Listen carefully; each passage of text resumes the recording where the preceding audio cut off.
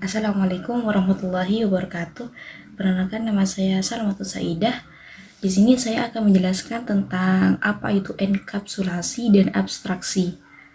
Di sini saya akan menjelaskan tentang apa itu enkapsulasi, yaitu suatu cara untuk menyembunyikan informasi detail dari suatu kelas tersebut.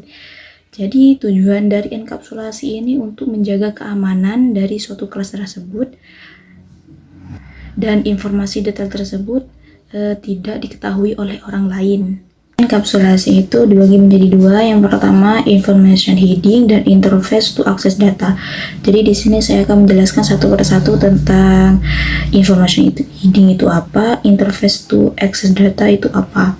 Di sini yang pertama, information heading, yaitu proses yang menyembunyikan informasi dari suatu kelas sehingga kelas tersebut tidak dapat diakses dari luar. Maksudnya yang bisa mengakses kelas tersebut itu hanya yang ada di dalam kelas tersebut, yaitu dengan memberikan akses kontrol yang kuncinya private ketika mendeklarasikan atribut atau metode. Selanjutnya, interface to access data, yaitu cara melakukan perubahan terhadap atribut yang information heading, yaitu dengan membuat suatu interface berupa metode. Enkapsulasi mempunyai hak akses, yaitu ada 3 bagian, yaitu yang pertama public, yang kedua private, yang ketiga protected. Di sini saya akan menjelaskan ketiga-tiganya tersebut. Pertama, yaitu hak akses publik. Metode dan properti tersebut dapat diakses dari luar ataupun dari dalam kelas tersebut, termasuk kelas turunan. Jadi hak akses publik ini bisa diakses dari luar ataupun dari dalam kelas tersebut. Jadi semua orang bisa mengakses dan mengotak-atik dalam kelas tersebut. Selanjutnya di sini ada hak akses private. Kalau kita dengar kan private itu kan kayak disembunyikan, terus metode tersebut tidak bisa diakses dari luar. Jadi hanya orang yang ada di dalam kelas tersebut yang bisa mengaksesnya. Tidak bisa sembarang orang bisa mengakses hak akses private ini. Hak akses yang terakhir yaitu protected. Metode tersebut hanya bisa diakses dari dalam kelas itu sendiri. Jadi tidak bisa sembarangan orang bisa mengakses kelas ini. Protected ini hanya kayak khusus diri sendiri gitu, kayak gak bisa diakses dari luar ataupun bisa mengubahnya itu gak bisa. Jadi protected ini hanya bisa diakses dari dalam kelas gitu. Di enkapsulasi itu ada asesor dan mutator method, yaitu asesor digunakan untuk membaca nilai variabel pada kelas baik berupa intens atau static. Begitu pula dengan mutator digunakan untuk mengubah atau memberi nilai variabel pada kelas baik berupa intens maupun static. Jadi asesor itu gunanya untuk membaca nilai variabel. Jadi kalau mutator itu bisa untuk mengubah dan memberi nilai variabel. Di sini saya akan melanjutkan tentang pembahasan abstraksi. Pengertian dari abstraksi itu sendiri yaitu merupakan konsep yang berfokus pada penyembunyian detail yang tidak diperlukan dan penekanan fitur-fitur penting.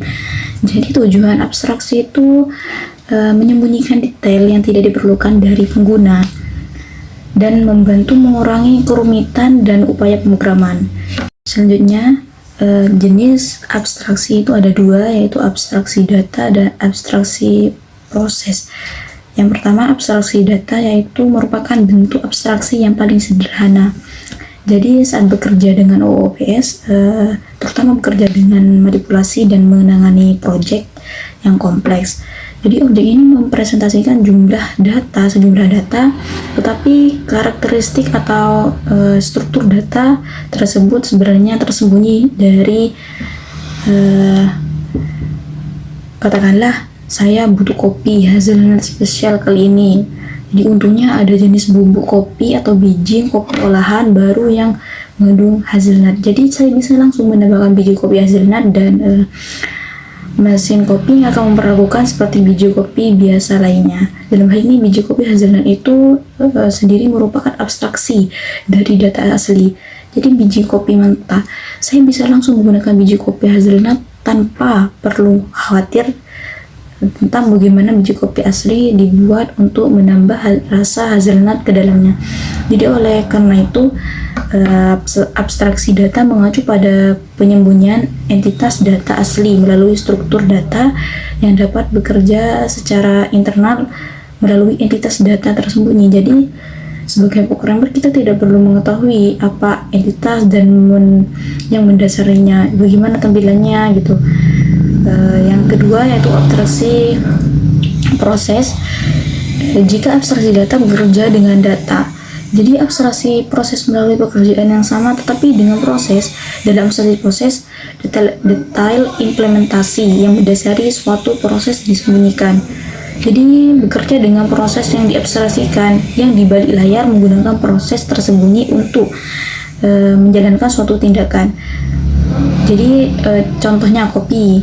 Katakanlah mesin kopi kita memiliki fungsi untuk membersihkan seluruh bagian kan dalam mesin yang kosong. Jadi ini adalah proses mungkin kita melakukan seminggu sekali atau 2 minggu gitu agar mesin kopi tetap bersih kan. Kita menekan tombol pada mesin dan mengirimkan perintah untuk membersihkan secara internal. Di balik cup ada banyak hal yang akan terjadi sekarang. Mesin kopi itu membersihkan piston, saluran keluar atau nozzle tempat penuangan kopi di wadah untuk biji kopi itu, lalu terakhir membilas air dan mengeringkan sistem. Jadi sudah mengetahui suatu proses pembersihan mesin kopi, tetapi tidak secara internal. Selanjutnya yaitu perbedaan enkapsulasi dan abstraksi.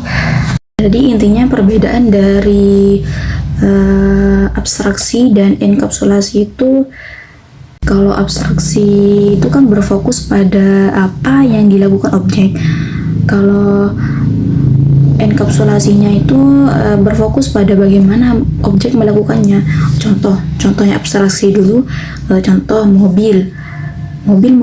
Pengemudi mobil hanya perlu tahu cara mengendarainya kan, bukan cara kerja mesin, kotak persnelingnya dan komponen internal lainnya.